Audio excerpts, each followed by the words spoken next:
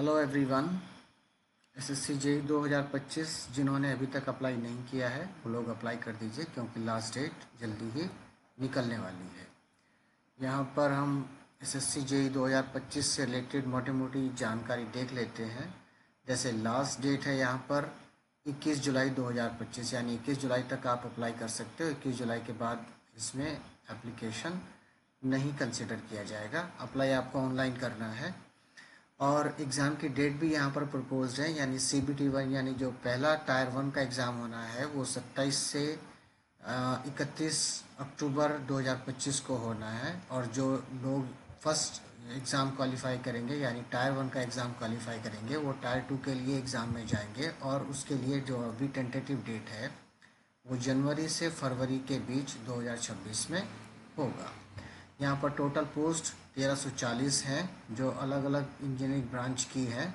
और अप्लाई करने के लिए आप ssc.gov.in पर लॉगिन करेंगे तो आपको लिंक मिलेगा, वहाँ से आप अप्लाई कर सकते हो। अब एसएससी जेई को लेकर के बहुत सारे स्टूडेंट को बहुत सारे इश्यूज होते हैं, बहुत सारी मिस इन्फॉर्मेशन होती है कि एसएससी जेई में तो बीटेक स्टूडेंट ही एलिजिबल होता है, कोई कहता है डिप्लोमा का ही स्टूडेंट अप्लाई कर सकता है। लेकिन ऐसा नहीं है। यहाँ पर बहुत सारी वैकेंसीज़ हैं और अलग अलग वैकेंसी की पूरी डिटेल यहाँ पर दी गई है।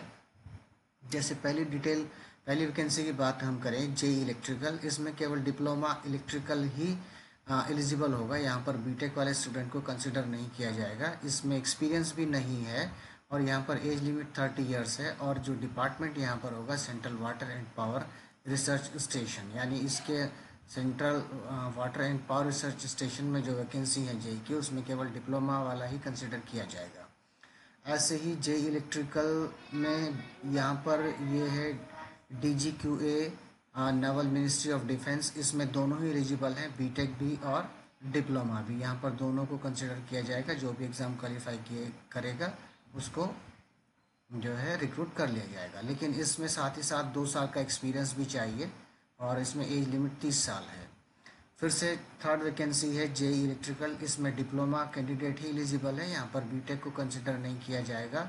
कोई एक्सपीरियंस नहीं है। यहाँ पर एज लिमिट 30 ईयर्स है। और यहाँ पर जो डिपार्टमेंट है Farakka barrage project ministry of जल शक्ति, यानी मिनिस्ट्री ऑफ जल शक्ति के अंडर ये वैकेंसी है। और फोर्थ पॉइंट है जेई इलेक्ट्रिकल, इसमें डिप्लोमा इलेक्ट्रिकल और मैकेनिकल दोनों साइमल्टेनियसली दोनों समान रूप से एलिजिबल हैं। यहाँ पर कोई एक्सपीरियंस नहीं चाहिए। और यहाँ पर जो एज लिमिट है वो 32 साल है और डिपार्टमेंट है आपका CPWD। ऐसे ही फिफ्थ है जेई E&M, इसमें बीटेक और डिप्लोमा दोनों एलिजिबल हैं। और इसमें साथ ही साथ एक और ब्रांच वाला स्टूडेंट भी एलिजिबल होगा जिसके पास ऑटोमोबाइल में डिप्लोमा या फिर बीटेक होगा। इसमें 2 साल का एक्सपीरियंस चाहिए। एज लिमिट 30 ईयर्स है। और यहाँ पर डिपार्टमेंट है BRO यानी बॉर्डर रोड ऑर्गेनाइजेशन। छठी वैकेंसी है जेई, ये भी E&M कैटेगरी की है। इसमें बीटेक और डिप्लोमा दोनों एलिजिबल होंगे और दोनों ही ब्रांच के स्टूडेंट एलिजिबल होंगे, इलेक्ट्रिकल भी और मैकेनिकल भी समान रूप से एलिजिबल होंगे। इसमें भी 2 साल का एक्सपीरियंस चाहिए और यहाँ पर एज लिमिट 30 साल है। और ये MES की जॉब है, यानी मिलिट्री इंजीनियरिंग सर्विसेज की जॉब है। सातवां वैकेंसी है जेई मैकेनिकल, इसमें मैकेनिकल इंजीनियरिंग के डिप्लोमा और बीटेक दोनों स्टूडेंट समान रूप से एलिजिबल होंगे। कोई एक्सपीरियंस नहीं चाहिए। इसमें एज लिमिट 30 साल है और ये सेंट्रल वाटर कमीशन डिपार्टमेंट के अंडर जॉब है। फिर है आठवीं वैकेंसी है जेई मैकेनिकल, इसमें भी बीटेक और डिप्लोमा दोनों ही एलिजिबल होंगे, मैकेनिकल से जिनका बीटेक या डिप्लोमा है। लेकिन इसमें साथ ही साथ 2 साल का एक्सपीरियंस भी चाहिए, जहाँ पर एज लिमिट कितनी है 30 साल। और यहाँ पर फिर से डिपार्टमेंट क्या है DGQA नेवल मिनिस्ट्री डिफेंस। 9वीं वैकेंसी है जेई सिविल, इसमें बीटेक और डिप्लोमा दोनों एलिजिबल होंगे। 2 साल का एक्सपीरियंस भी चाहिए यहाँ पर और एज लिमिट 30 साल है। और डिपार्टमेंट है बॉर्डर रोड ऑर्गेनाइजेशन यानी BRO। 10वीं जेई सिविल, यहाँ पर केवल डिप्लोमा स्टूडेंट ही एलिजिबल है। और इस पूरे चार्ट में आप देख सकते हो यहाँ पर केवल डिप्लोमा स्टूडेंट एलिजिबल होगा, यहाँ पर डिप्लोमा स्टूडेंट एलिजिबल होगा, यहाँ पर भी डिप्लोमा, यहाँ पर भी डिप्लोमा और यहाँ पर भी डिप्लोमा।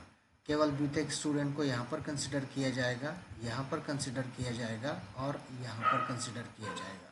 तो डिप्लोमा स्टूडेंट ऐसा ना सोचे कि ये वैकेंसी बीटेक स्टूडेंट के लिए ही होती है या बीटेक स्टूडेंट ही यहाँ पर जो है ज़्यादा अच्छा परफॉर्म करते हैं। क्योंकि बहुत सारी वैकेंसीज़ केवल डिप्लोमा स्टूडेंट के लिए रिजर्व है यहाँ पर, जिनमें बीटेक स्टूडेंट एलिजिबल नहीं होगा। यहाँ पर